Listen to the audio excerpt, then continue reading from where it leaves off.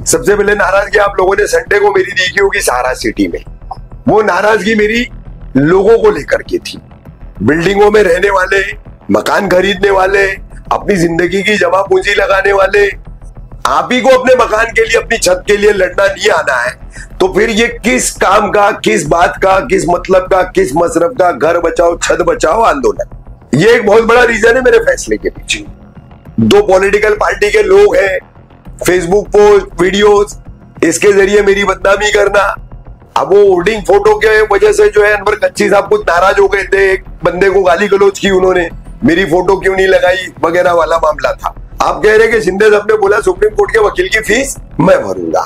अब मुझे बताइए सुप्रीम कोर्ट में पिटीशन कब फाइल होने वाला है? ये निश्चित तौर पर अनवर कच्ची साहब पहले बता दें।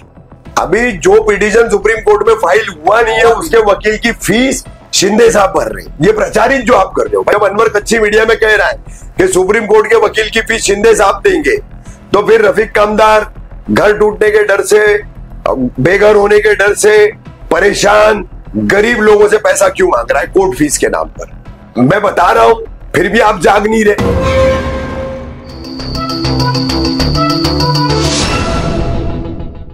12 जून को कोर्ट के आदेश आना, 13 जून से लगातार एवीके कंपाउंड में कार्रवाई और उसके बाद दोस्ती के पट्टे में कार्रवाई, और लगातार कार्रवाई का जो सिलसिला है बढ़ता चला गया, दायरा बढ़ता चला गया और सैकड़ों लोग जो है वो अपने घर से बेघर हो गए। और उसके बाद उनके आंसू पोंछने वाला उस वक्त में कोई नहीं था। और ऐसे में आप उतरे, लोगों के साथ आगे बढ़े, लोगों को जोड़ने का काम किया, कड़ी से कड़ी मिलाने का काम किया और एक रहनुमा बन के आपने उनके साथ कांधे से कांधा मिला के चलते रहे। और शिंदे साहब के वहां भी जाने के लिए रात के 2 बजे तक वहां पर बारिश में भीगते हुए पत्रकार की टीम और लोगों का जो परिवार के लोग जो अपने घर, अपने छतों के बचाने के लिए शिंदे साहब के घर तक पहुंचे। उसके बाद ये दायरा और बढ़ गया और कहीं ना कहीं एवीके कंपाउंड के लोग, दोस्ती के और सहारा कंपाउंड और उसके आचार गली, ये सारे लोगों को जोड़ने में आपका काम रहा। लोगों को बाहर निकालने का काम हो, जो लोगों को जोड़ने का काम, ये सारे काम आपने किए। और उसके बाद कहीं ना कहीं शिंदे साहब जो है इस बीच में आए और लोगों को आश्वासन मिला। लेकिन अब ऐसी कौन सी बात हुई जिसकी वजह से आपने ये कदम पीछे हटाया? देखिए, कदम पीछे हटाने के लिए जो हालात बने वो हालात क्या है? तो ये हालात जो है पिछले हफ्ते से बनना शुरू हुए। हालांकि नया हफ्ता जब शुरू हुआ रविवार, तो हमने पब्लिक मीटिंग्स भी की, आप लोगों ने कवर किया, आप लोग सब साथ में थे, सहारा सिटी से लेकर महापे रोड के सहारा कंपाउंड तक। तो अब हालात क्या बने? तो हालात ये बने, कुछ मामला शुरू से चल रहे थे जब से मुहिम शुरू की गई। जैसे आपने जिक्र किया, मैं हमेशा जिक्र करता हूं 12 जून का बॉम्बे हाईकोर्ट का ऑर्डर, एवीके की कार्रवाई, फिर वो कार्रवाई का दायरा लगातार बढ़ता चला जाना। अब ऐसे हालात में जो चीजें as a journalist, as a पत्रकार मुझे जो पता चल रही थी, तो मैं लोगों को कह रहा था कि 1 साल तक कम से कम ये कार्रवाई चलेगी। लेकिन प्रशासकीय विभागों में अलग अलग जो विभाग है उसके जो अधिकारी है उनके बताने के मुताबिक कार्रवाई का दायरा 2 साल का है। कार्रवाई का सिलसिला जो है वो 2 साल चलेगा। आपने सुना भी होगा, मैंने अपने कई स्पीचेस में, मैंने अपने कई भाषणों में उस बात को जो है बहुत ज्यादा जोर दे करके लोगों को बताने की कोशिश की और हमने उससे चलाया भी है अपने खबरों में।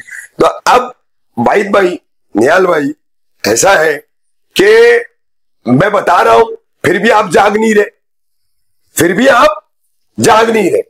अब देखिए, आपको पता चला होगा, आप मालूमात करिए, कल, आज बुध है, कल मंगल था, 2 सितंबर है ना, तो कल से लेकर आज तक, कल से सिलसिला शुरू हो गया मुमरा कौसा में नोटिसेस बंटने का। अब नोटिसेस देने का, बंटने का, लगने का सिलसिला शुरू हो चुका। मैं कह रहा था कि मुमरा कौसा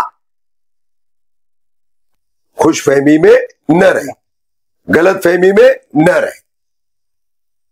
ये तो अगस्त में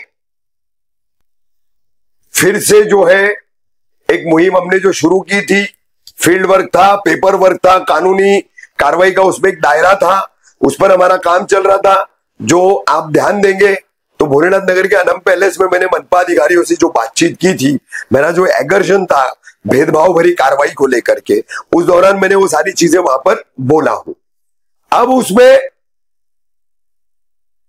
बात जब वो अनम वाला मामला चल रहा था 15 अगस्त, फिर वो एक ड्रामेटिक टर्न आना, सोच कुछ और थी, गए तो मिल गया उस सोच से कुछ ज्यादा एकनाथ शिंदे साहब के यहां से, वो हजम नहीं हुआ। तो क्या हो गया, 3 हफ्ते का टाइम मिल गया ना, तो लोग ढीले पड़ गए। कौन? आम आदमी, जिनकी छतों का मामला था। एक चीज यहाँ पर मैं आपको रोकना चाहता हूँ आपके पास से, कि ये जो आप अभी कह रहे हैं, तो ये जो आपने वहाँ पे जो अधिकारियों से बात किया था, अनम पैलेस पे जो आपने बात किया था, उस अधिकारियों से आपने गोली कवरेज की बात की थी कि भाई इधर छोड़ो वाला हिसाब किताब, आपने ये बात अधिकारी के सामने रखी थी और बहुत जबरदस्त अंदाज में आपने उस बात को रखी थी अधिकारी से। उस मोड़ पे अधिकारियों का थोड़ा नॉर्मलपन देखा गया वहां से। उसके बाद 15 अगस्त आ गया। 15 अगस्त के बाद ही से जो आपने जो मुहिमा चलाना, जो चालू किया, पब्लिक में जाना, पब्लिक में बैठना, बिल्डरों को समेटना, सबको बार बार आप एक ही बात को कह रहे थे कि भाई मुमरा वाले और कौसा वाले गलतफहमी में मत रहो, ये तो अभी यहाँ का दायरा नहीं है, इसके आगे भी इनका दायरा बढ़ेगा, ये भी आपने उनसे कहा। मगर मुमरा और कौसा वालों के बिल्डरों के कान तले अभी तक की हुई नहीं रही है। तो एक तो आपका ये हो गया सवाल। दूसरी सवाल मैं ये पूछता हूँ कि जिस तरीके से आपने वहां पे स्टैंड लिया था, उसके बाद आज भी आप स्टैंड ले रहे, कितना स्टैंड ले चुके, पब्लिकों को उतारा, खान कंपाउंड में भी मैंने देखा, कवरेज किया मैंने कि काफी पब्लिक वहां पे जमा किया, वहां पे भी काफी स्टैंड लिया। उसके बाद आखिरी टाइम पे भी जो आपने जो रैली निकाली थी 11 बजे से लेकर शाम को 7 बजे तक के, 6 बजे तक के, आपने वहां तक पूरा सहारा तक के गए, काफी स्पीचें आपने दिया, वो भी हमने देखा। उसमें अनवर कच्ची गई नजर ही नहीं आए, पूरी रैली में अनवर कच्ची गई नजर नहीं आए। उससे पहले भी जो आपने रैली किया उसमें भी अनवर कच्ची गई से नजर नहीं आए। मतलब तमाम सारी बातें, एक चीज मैं समेट के पूछना चाहता हूँ कि अनवर कच्ची का तो कहीं से जिक्र और कहीं से नाम ही नहीं आया था, सिर्फ आपने उनको लेके ऊपर मीटिंग में आपने उनको बैठाना था। तो आज ये सवाल कहां से उठता है कि अब वो बीच में आकर बैनर पे और फोटो पे सब, ये मसला समझ में नहीं आया। नहीं, मसला देखिए कैसा है कि 15 अगस्त को जब हम लोग शिंदे साहब के बंगले पे गए, तो जो मीटिंग हमारी चल रही थी, लगभग 100-125 लोग हम लोग, या 80-90 लोग कुछ थे हम लोग। तो उसके एक दिन पहले 14 अगस्त को हमने अनम पैलेस पे आंदोलन किया था, प्रोटेस्ट किया था वाहिद भाई। तो उस रात को अनवर कच्ची साहब मेरे ऑफिस आए थे जी, जो ऑफिस आपको पता है मेरी। हाँ। वहां करके उन्होंने मेरी गुलपोशी की, मेरा इस्तकबाल किया, मेरा सत्कार किया, शॉल पिनाई, हार पहनाया मुझे। अभी बोले इस लड़ाई में मैं आपके साथ हूं, ठीक। फिर वो 15 अगस्त को उस मीटिंग में आए, दोस्ती का जो जहां कार्रवाई हुई है ना, उसके अपोजिट में सामने वाला जो सदरू कंपाउंड वाला बोला जाता है, उन बिल्डिंगों में का एक बिल्डर है आफ्ताब नाथानी करके, तो उन्होंने उनको इनवाइट किया था वहां पर। वो आए, सबने उनका इस्तकबाल किया, वेलकम किया, अनवर भाई अच्छे आए, अच्छी बात है। फिर वहीं पर कुछ सजेशंस हुए थे, तो उसके चलते फिर शिंदे साहब के यहां जाने का काम हुआ। अब वहां से आने के बाद फिर जो शिंदे साहब ने चीजें की थी, बोली थी, वो की उन्होंने। 3 हफ्ते का टाइम मिला, तो कुछ लोगों ने जो है अपने शुक्रिया के बैनर लगाए, कमेटी है जो सब देख रेख करती है, तो वही कमेटी अनम पैलेस के आंदोलन के पहले बनी थी।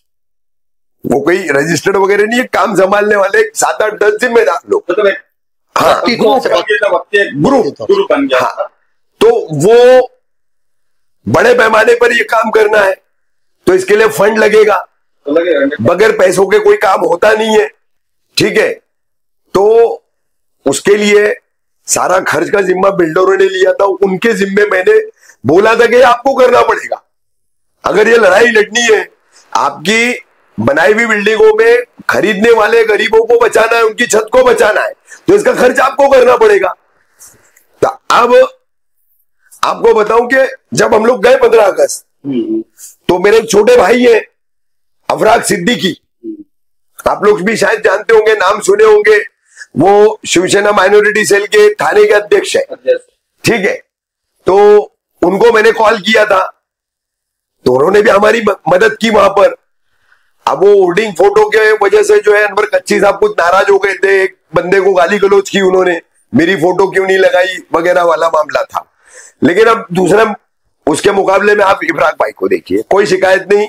वो तो काफी बिजी आदमी है। क्या वो उनके आपके लिए नहीं होंगे, मतलब वो काफी बिजी रहते हैं। अब वो कैसा है कि उन्होंने मतलब भाई क्या फोटो बांटो, अपने लोग हैं, अपने भाई है, इनके छत बचनी चाहिए। बराबर।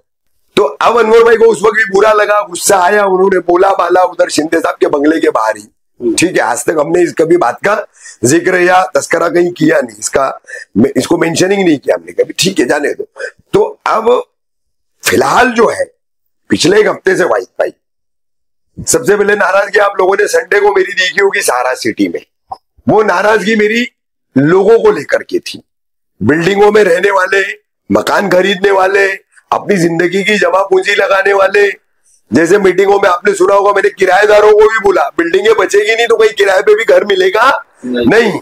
आज आपको जो है सस्ते में 5,000, 6,000, 7,000, 8,000 इतने भाड़े तक वहां 1 रूम 2 रूम मिल जा रहा है।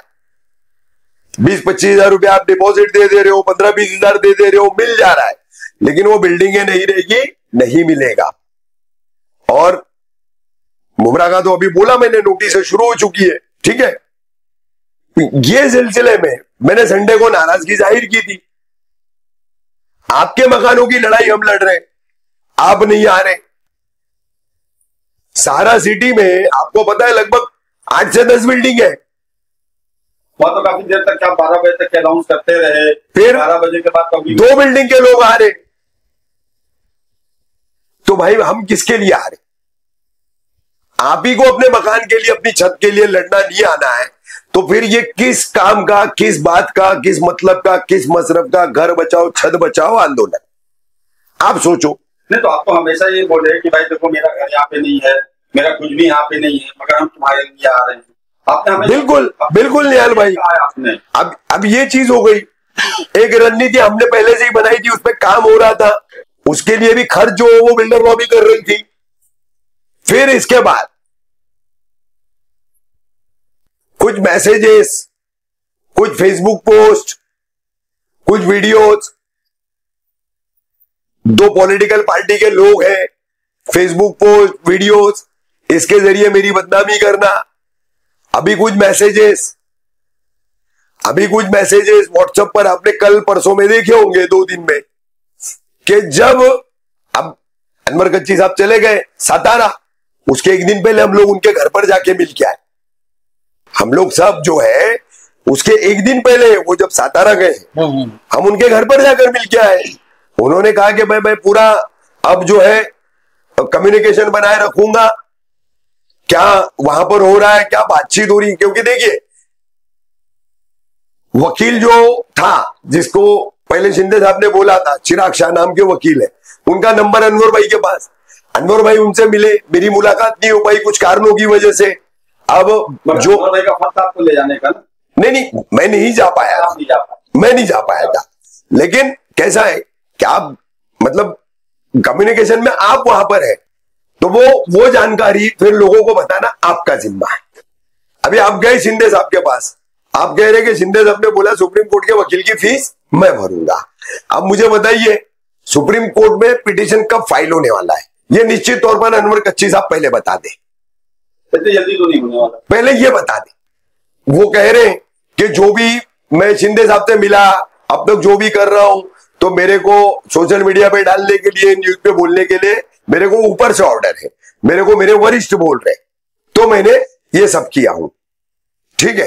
तो फिर आप जो है ना ये भी खुलासा दे दे कि पिटीशन कब फाइल होगा, पहली बात। दूसरी चीज, जैसे कि संडे को पब्लिक मीटिंग करने का हमारा मकसद क्या था?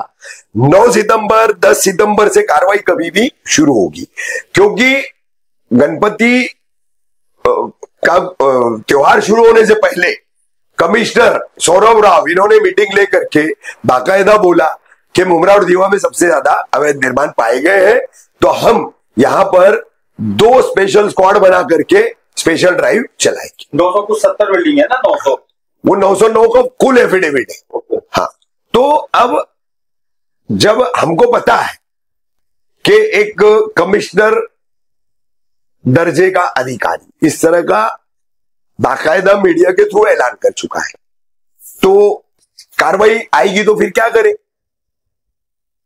उस वक्त क्या करें? उस वक्त क्या करें? एकजुट होना चाहिए। उस टाइम मतलब आंदोलन 9 तारीख को जो बोला था आपने, 9 तारीख का आंदोलन, तो हमको कहीं ना कहीं बेघर होते लोगों को बचाने के लिए कोई कदम तो उठाना पड़ेगा। तो हमने वो की थी। तो वहां थोड़ा सा मेरा मॉरल टूटा, थोड़ा सा मायूसी हुई। भाई लोग साथ कर रहे, लोगों ने साथ हाँ, ये एक बहुत बड़ा रीजन है लोगों मेरे फैसले के पीछे। अभी जो ये गफलत में बैठे हुए, ये एक बहुत बड़ा रीजन है मेरे फैसले के पीछे। दूसरा मेरा रीजन, जैसे कि आप प्रचारित कर रहे हो, अभी जो पिटीशन सुप्रीम कोर्ट में फाइल हुआ नहीं है उसके वकील की फीस शिंदे साहब भर रहे हैं। ये प्रचारित जो आप कर रहे हो, भाई देखिए शिंदे साहब को सैल्यूट है। मैं मुमरा कौसा शील विभाग की जनता की तरफ से फिर से उनका शुक्रिया अदा करूंगा। फिर से हमारे जो एमपी है डॉक्टर श्रीकांत शिंदे, उनका भी शुक्रिया अदा करूंगा। आपने तो हर स्पीच में शुक्रिया अदा किया जितनी स्पीच। अब हो क्या रहा है, जिस तरीके से चीजें होनी चाहिए, बोलनी चाहिए, बतानी चाहिए, वो नहीं हो रहा है। अब आप वो फीस कर रहे हो। भाई फिलहाल जो जमीनी लड़ाई लड़ी जाए, यहां से जो तमाम चीजें बाकी होनी है, भाई 100 आदमी की गैदरिंग होती है, 100 चाय मंगा लो, 1000 रुपए का बिल हो जाता है। पीने का पानी मंगा लोगे 200-400 रुपए का बिल हो जाता है। लंबा मीटिंग चली, नाश्ता मंगा लो और 2-3 हजार का खर्चा बढ़ जाता है। तो ये अखराजात किसने करना है भाई?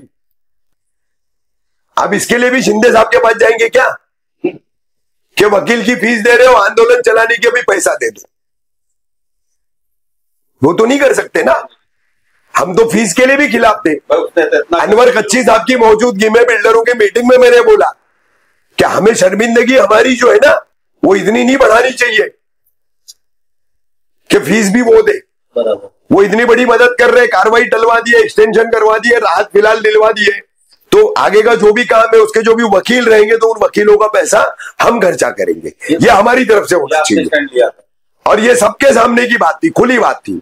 अभी इसकी आड़ में तुम मैसेज वायरल करोगे कि जब अनवर कच्ची ने कहा है, मीडिया में कह रहा है, जब अनवर कच्ची मीडिया में कह रहा है कि सुप्रीम कोर्ट के वकील की फीस शिंदे साहब देंगे, तो फिर रफीक कामदार घर टूटने के डर से, बेघर होने के डर से परेशान गरीब लोगों से पैसा क्यों मांग रहा है कोर्ट फीस के नाम पर? एक गरीब सामने ला दो जिससे मैंने पैसा मांगा है। आप मैसेज वायरल कर रहे हैं। हाँ, फिर 2 टके का कुछ लोग फेसबुक पे जो दूसरों के बीवियों को जो है वर्गला करके जो है घूमते थे, हाँ, जब वो अपने घर को बचा लिया गया बेचारा वो जिम्मेदार शख्स, तो तुम जाके बिल्डिंगों में घर उनका जो है टॉर्च मार मार के जांच रहे हो उधर और मार खा रहे हो, पीट रहे हो। इसी विषय में मैंने बात किया था आपके समाजवादी पार्टी के जो कलवा उम्र अध्यक्ष हैं मन्नान शेख से, मन्नान भाई हमारे, हाँ, उनसे मैंने बात किया था। ये फेसबुक वाला मैटर के सामने मैंने रखा था मेरे मैंने बोला कि जब रफीक भाई ने इस तरीके से स्टैंड लिया और जाके वहाँ पे अधिकारी से बात किया, लेकिन किसी की हिम्मत नहीं थी कि अधिकारी से कोई बात करे जी। मगर रफीक भाई ने बात किया, क्या उस पर आप सहमत है? उन्होंने कहा मैं उनके साथ हूँ और मैं तहे दिल से उनका मैं शुक्रिया अदा करता हूँ कि जिस तरीके से रफीक भाई खड़े हुए। उसके बाद मैंने फेसबुक वाली बात को रखा था, फेसबुक वाली बात रखा था। उन्होंने फेसबुक वाली जो बात को उन्होंने साफ कहा कि ये सिर्फ एक रफीक भाई के ऊपर वो लगाया जा रहा है। ये बात मन्नान शेख ने कहा। दीदी के इल्जाम क्यों लगा रहे? बात को समझो आप। भाई मूवमेंट जो है ना वो राइट वे चल रहा था, अब उसको डाइवर्ट करना है, अब उसको सैबोटेज करना है, नुकसान पहुंचाना है। एक तो आधी से ज्यादा अवाम खुशफहमी, गलतफहमी, खामख्याली में मुब्तला रह के उतर नहीं रही है। जो अवाम उतर रही है 30-40%, वो अवाम को भी जो है किस तरह से बदजन किया जाए। तो रफीक कामदार पे इल्जाम लगाओ, सोशल मीडिया पे मैसेजेस चलाओ। अब इसमें हो क्या रहा है कि जिस अवाम के लिए मैं लड़ रहा हूं वो ये सब पढ़ रही है, देख रही है, लेकिन कुछ बोल नहीं रही है। जिन बिल्डरों के इमारतें बचाने के लिए सारा काम चल रहा है वो भी कुछ नहीं बोल रहे। तो मैं ये मुफ्त में बदनामी का ठिकाना क्यों लूं? मुफ्त में ये बदनामी का ठिकाना मैं क्यों लूं? और अब जैसे कि कल अनवर कच्ची साहब का इंटरव्यू आपने देखे होंगे, आज भी कुछ उन्होंने दिया, मैंने तो नहीं सुना पूरा। जिन लोगों ने देखा मुझे बताया गया, तो मैं तो इतना ही कहूंगा कि आपने सुप्रीम कोर्ट के वकील की फीस शिंदे साहब से माफ करा ली है। हमने 9 तारीख का आंदोलन जो था हमको स्टार्ट करना था, हमने स्थगित कर दिया है। ठीक है, तो अब आप जो है लोगों को जवाब दे, लोगों को जो भी पूछना है 9-10 की कार्रवाई में क्या होगा क्या नहीं होगा, तो आप अनवर कच्ची साहब से पूछे, क्योंकि वो वादा कर रहे हो इंटरव्यू में जो जानकारी मुझे मिली कि कार्रवाई नहीं होगी। तो जो कुछ भी है आप अनवर कच्ची साहब से पूछे, ठीक है, उनसे इन सवालों के जवाब ले। मैं बदनामी का भी ठिकाना नहीं लूंगा, मुझे कोई सियासत नहीं करनी। मेरा स्टैंड क्लियर करने के बावजूद जो है मुझे बदनाम करने का काम किया जाएगा और आवाम चुप रहेगी, पूरी तरह से मैदान में नहीं आएगी। जिनकी इमारतें बचानी है वो चुप रहेंगे, तो वो लड़ाई में क्यों लड़ूं? ये मेरा स्टैंड है। ये कैसे लड़े? ये मेरा स्टैंड है।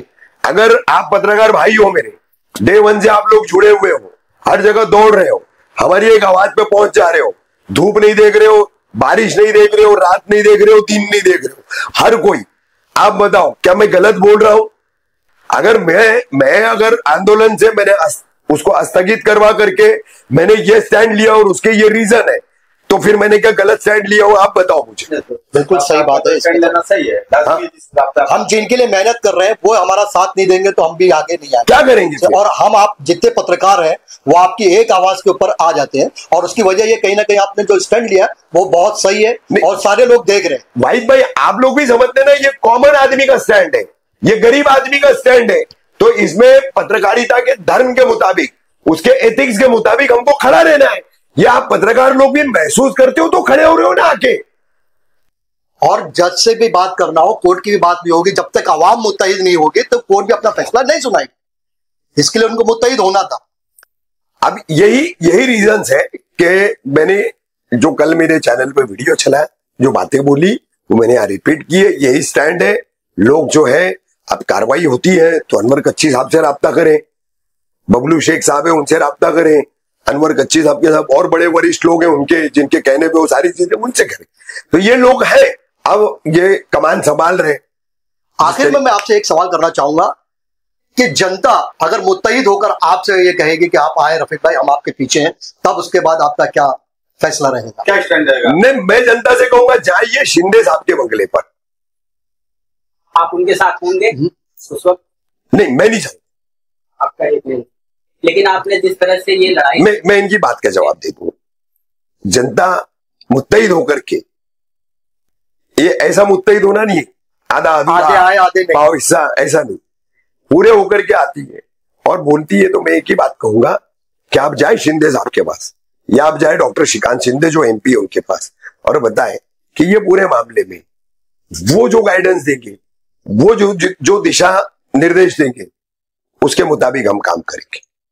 सर ये जो लड़ाई आप लड़, ये मुंब्रा के इतिहास में एज ए पत्रकार ये सबसे बड़ी लड़ाई आप, ठीक है, और इस मोड़ पे लाकर अगर आप साथ छोड़ रहे हैं तो वो मजलूमों का क्या होगा? क्योंकि आपने जिस तरह से गाइड किया ये पूरे प्रकरण को, अब इस वक्त अगर आप स्थगित करेंगे, कुछ चुनिंदा लोगों को जो इल्जाम लगा और इतनी सारी जनता जो आपके साथ खड़ी, जो आपसे उम्मीद लगाई है कि आप हमारे साथ, तो अब आपका कैसे?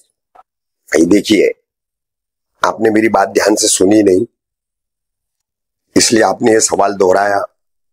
मैंने पहले ही क्लियर किया कि अवाम को जिस तादाद में आना चाहिए, जुड़ना चाहिए, उतरना चाहिए, उस तादाद में अवाम नहीं उतर रही है। पिछले संडे को इसका हमको एक्सपीरियंस हुआ, प्रैक्टिकल एक्सपीरियंस हुआ, सिर्फ और सिर्फ एक अचार गली छोड़कर, और अचार गली की वो फर्स्ट मीटिंग की थी। बाकी के तमाम जितनी जगहों पर हम लोग गए थे वहां दूसरी सेकंड टाइम की मीटिंग थी। फर्स्ट टाइम में जो तादाद थी वो सेकंड टाइम में नहीं थी। मैं साफ कह रहा हूं, मकामी लोग भी कहेंगे। यानी पहली मायूसी जो है वो अवाम की तरफ से ही आपकी थी। अगर अवाम मुत्तहिद होती तो आप इन बातों को भी इग्नोर कर देते। बिल्कुल, क्योंकि अवाम मुत्तहिद होती तो इनकी हिम्मत नहीं होती मेरा नाम बदनाम करने की, मुझ पे झूठे इल्जाम लगाने की। सर ये जायज है, आपकी बात जायज है, लेकिन सर आपके बिना ये लड़ाई नहीं लड़ी। नहीं, ऐसा कुछ भी नहीं है। देखिए, मुर्गा बांग नहीं देगा तो सुबह नहीं होगी, ऐसा नहीं होता है। अभी दोस्त उनके अपनी बात रखने को, मुर्गा बांग नहीं देगा तो सुबह नहीं होगी। भाई ऐसा होता नहीं है। अल्लाह ने हर मसले का हल रखा है।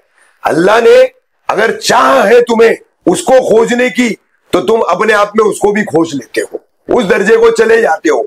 बस चलने की जुस्तजू होनी चाहिए, चाह रख करके अपनी राह पर चलते रहना चाहिए, मंजिल मिल ही जाती है।